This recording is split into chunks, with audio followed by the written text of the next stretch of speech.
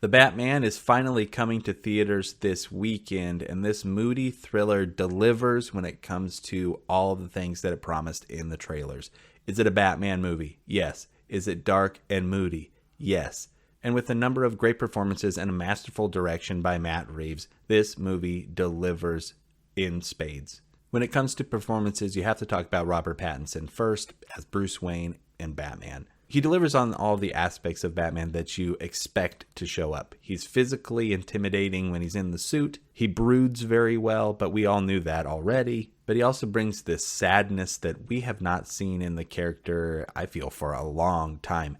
Ben Affleck and Christian Bale were both very angry Batman. And though Robert Pattinson does have a rage inside of him, it's more a sorrow and a sadness that comes through. I'm excited to see him get to play this part, hopefully, for years to come. Now, The Dark Knight is not the only great performance in this movie, though. In fact, I would say pretty much everybody gives really strong performances. Selina Kyle, played by Zoe Kravitz, is very good. She's nuanced and has subtle things about her performance that really make it feel like a real person in a way that I don't know if we've seen Catwoman be portrayed before. Her and Robert Pattinson have great chemistry, and their back and forth is very natural. It's nice to see a Catwoman and a Batman relationship where they're working together, but yet still don't get along all the time. Selina Kyle isn't Batman's only ally in this film, though. James Gordon, played by Jeffrey Wright, is just great. This part, I think the part of James Gordon is just a good part because everybody who has played him recently has just done like a great job. Batman and Gordon serve as great partners. They obviously respect each other, and it's really fun to just see that dynamic play out throughout the whole movie. They are in this thing together. And he isn't a Gordon who sits out of the action either. He is somebody who is in it and participates in a few different action scenes. Jeffrey Wright just really is great as this supporting character, both in this and then in all the James Bond movies when he was playing Felix Leiter. I just really, really enjoy seeing him in this kind of role.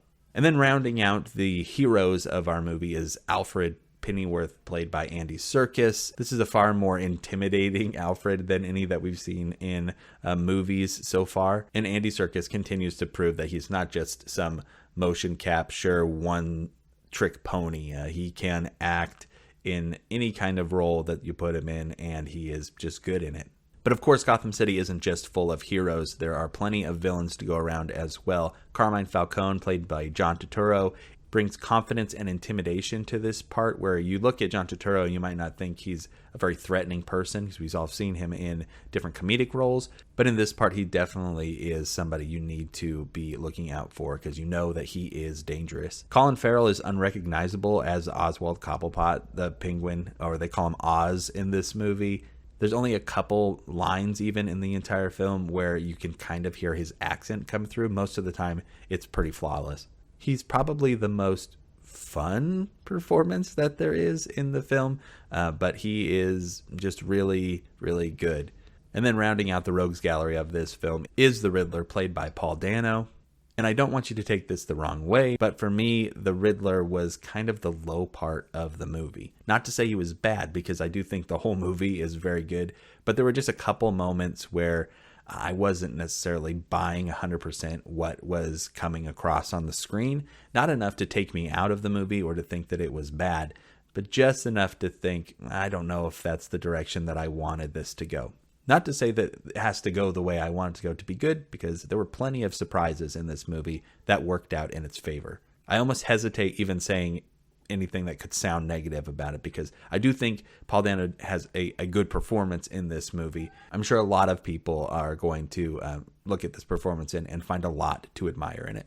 And it isn't just the big parts in this movie that are well acted. A lot of the background parts get a lot of character and are easily recognizable when you see them at different points in the movie, and you can see small little arcs even that these characters are having that would be completely just pushed to the side in other films. I think specifically of Gil Perez Abraham and his part as one of the police officers in the film. And as good as all these performances is, for me, the thing that really stands out is the direction and vision of Matt Reeves, the guy who wrote the screenplay and directed this film. You probably know his work from Cloverfield and then also the last two Planet of the Apes movies. You watch this movie and you can tell that it is somebody's vision.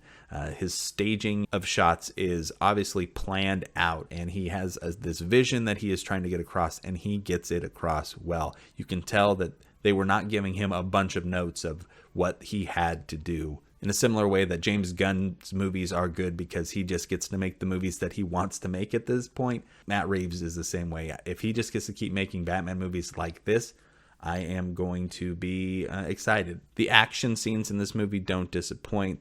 The fights are hard-hitting and brutal at times. I appreciate that Batman takes plenty of hits in this, like he's not a perfect fighter or anything like that. And the car chase that has been featured in a lot of the trailers is very exciting, and it was really put over the top with the awesome sound design and mixing in this movie. I saw this in IMAX, and I recommend seeing it in the loudest theater that you can.